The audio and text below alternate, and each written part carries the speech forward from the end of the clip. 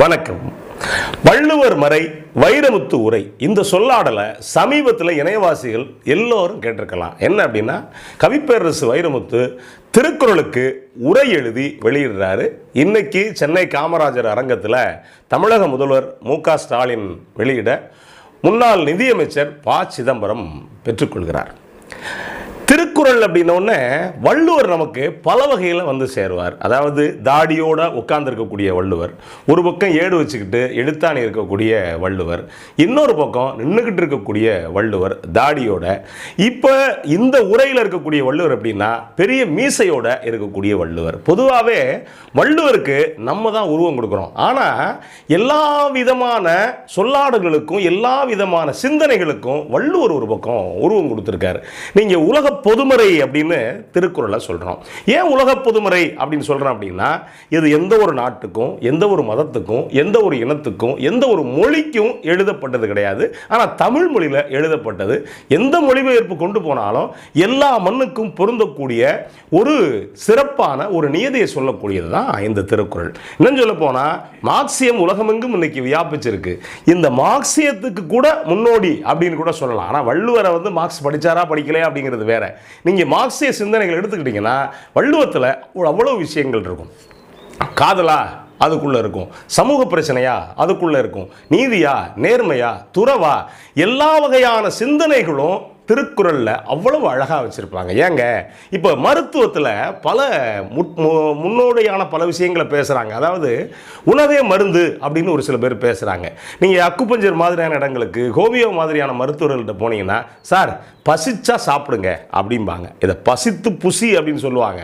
ஆனால் வள்ளுவன் 2000 ஆண்டுகளுக்கு முன்னாடி என்ன சொல்லியிருப்பான் அப்படின்னா, மருந்தன வேண்டாவா யாக்கைக்கு அருந்தியது அற்றது போற்றி உணின் அப்படிமா. என்ன அப்படின்னா, உடம்புக்கு உனக்கு எந்த மருந்து வேண்டாம், எப்படி வேண்டாம், எப்போ வேண்டாம் அப்படின்னா, நீ சாப்பிட்டது இருக்குல்ல அது சீரணமாகி பசிக்க ஆரம்பிச்சிச்சு அப்படின்னா அதுக்கு பிறகு நீ சாப்பிட்டேன்னா உனக்கு எந்தவித மருந்தும் தேவையில்லை உடம்புக்கு அப்படின்னு சொல்லியிருப்பார். இதெல்லாம் கேட்குறப்ப 2000 வருஷத்துக்கு முன்னாடி நம்முடைய முன்னோர்கள் மருத்துவத்தில், இயற்கை மருத்துவத்தில் எந்த அளவுக்கு சரியாக இருந்தாங்க அப்படிங்கிறது நமக்கு கேட்குறப்ப புரியும்.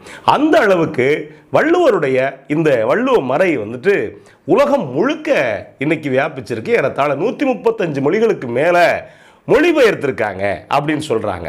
திருக்குறளுக்கு இன்னொரு சிறப்பு இருக்குது. என்ன அப்படியா, நீங்கள் 40 வரி படிக்க வேண்டியதில்லை, 1.25 அடி நறுக்குன்னு படிச்சுட்டு போயிடலாம். இந்த திருக்குறளை பொறுத்த வரைக்கும் ஒரு நேரம் எப்படி எளிய மக்கள் வந்து பழமொழியில் புழங்குவாங்க, சொலவடைகளில் புழங்குவாங்க, அதே மாதிரி இன்னைக்கு சாதாரணமாக ஒரு 5வது படித்தவங்க கூட படக்குன்னு ஒரு திருக்குறளை சொல்கிற இடத்துக்கு வந்துட்டாங்க. இது என்ன அப்படின்னா, இன்னைக்கு தமிழ் சமூகம் கண்டிருக்கக்கூடிய ஒரு அளப்பரிய சாதனை அப்படின்னு சொல்லலாம். அதுக்கு என்ன காரணம் அப்படின்னா, வள்ளுவரை மக்கள் மயமாக்குனது தான். அதுலேயும் குறிப்பாக கலைஞர் காலத்தில் அந்த அரசு பேருந்துகளில் கண்டிப்பாக அந்த ஓட்டுநர் இருக்காரோ இல்லையோ, நடத்துனர் இருக்காரோ இல்லையோ, வள்ளுவர் அங்கே இருப்பார். வள்ளுவருடைய குரல் ஒன்று அங்கே இருக்கும், கீழே அதுக்கான தெளிவுரை போட்டிருப்பாங்க, விளக்க உரை போட்டிருப்பாங்க. அப்போ என்ன அப்படின்னா, நீங்கள் கண்டிப்பாக நீங்கள் செல்ஃபோனை நோண்டிட்டு போனால் கூட அந்த ஒரு திருக்குறளை நீங்கள் படிச்சுட்டு தான் போகணும். அதே மாதிரி ஒரு கல்லூரி இருக்குது, பள்ளி இருக்குன்னா அந்த வளாகத்தில் வெளியில் அது மாதிரி ஒரு திருக்குறள் எழுதி போட்டிருப்பாங்க. இப்படி பல இடங்களில் போனால், பல அரசு அலுவலகங்களில் பார்த்தீங்கன்னா இந்த மாதிரி திருக்குறள் எழுதி போட்டிருப்பாங்க. நமக்கு தெரிஞ்சோ தெரியலையோ அப்படின்னா கூட கண்டிப்பாக திருக்குறள் நமக்குள்ளே வந்திருக்கும். அந்த அளவுக்கு திருக்குறள் நமக்குள்ள ஊறி போச்சு. வள்ளுவர் எப்படி ஊறி போனார் அப்படின்னா, கலைஞர் ஆட்சி காலத்தில் வடக்க சென்னையில் வள்ளுவர் கோட்டம் கட்டினார். அதுக்கு பிறகு கன்னியாகுமரியில் வள்ளுவருக்கு சிலை வச்சார்.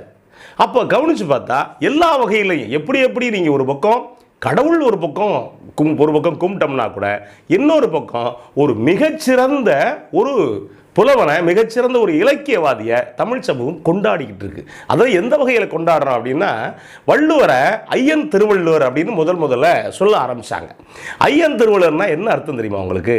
ஐயன்னா இப்போ ஐயனார ஐயன் அப்படிம்பாங்க, ஐயப்பனை ஐயன் அப்படிம்பாங்க, ஐனா தலைவன் அப்படின்னு பேர். ஐயனா ஐனா தலைவன் சொல்கிறாங்கன்னா, 50 பேர் நிற்கிறப்ப ஒருத்தனை பார்த்து வியப்புக்கு உள்ளான அப்படின்னு சொன்னோம்னா அப்போ அவன் தான் 50 பேர்களில் மாறுபட்டவன், அவன் தான் தலைமை இருக்கக்கூடியவன் அப்படிங்கிற வகையில் தான் ஐயன் திருவள்ளுவர் அப்படிம்பாங்க.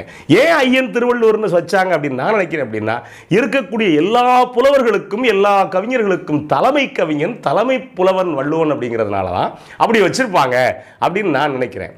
அந்த வகையில் திருக்குறளுக்கு எவ்வளவோ பேர் உரை எழுதியிருக்காங்க. என்னென்ன திருக்குறளில் இருக்கக்கூடிய சொல்லாடல்கள் நீங்கள் எடுத்து பார்த்தீங்கன்னா, படிக்காதவங்கள்ட்ட சொன்னால் கூட நீங்கள் 7 அந்த சொல் இருக்கு இல்லையா, 7ல் 4 சொல்லாது புரியும். அப்போ என்ன அர்த்தம் அப்படின்னா, 2000 ஆண்டுகள் கழித்து நம்ம சொல் இன்னைக்கு நம்ம கூட வந்துக்கிட்டே இருக்குது தமிழ் சொல் அப்படிங்கிறது இதில் நம்ம புரிஞ்சுக்க முடியும்.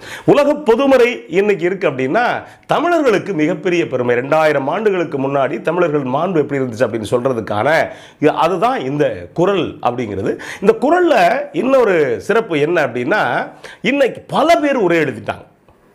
ஆரம்பத்தில் மணக்குடவர் உரையிலிருந்து, அடுத்து பரிமேலழகர் உரையிலிருந்து, அதுக்கடுத்து மூவா உரையிலிருந்து, இதுக்கு நடுவில் பாவலர் பெருஞ்சித்திரனாருடைய உரை, இப்படி பல பேருடைய உரை இருக்குது. அதே மாதிரி கலைஞர் மு கருணாநிதி அவர்களுடைய உரை, இன்னும் சொல்ல போனால் சாலமன் பாப்பையாவோட உரை, இப்படி பல தமிழறிஞர்களுடைய உரை அப்படின்னு நீண்டுக்கிட்டே போகும்.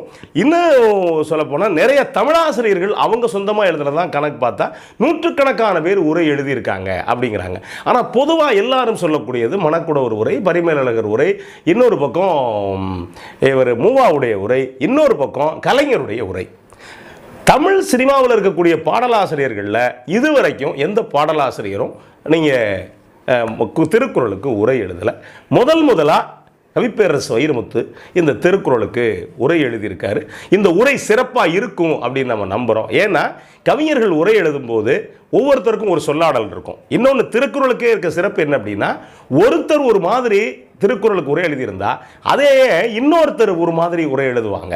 அப்போ நீங்கள் கவனித்து பார்த்தீங்கன்னா எல்லா உரையும் பார்த்தா உங்களுக்கு சரியாக தான் இருக்கிற மாதிரி இருக்கும். இதில் கொஞ்சம் விமர்சனத்துக்குள்ளாத யார் அப்படின்னா பரிமேலழகருடைய உரை.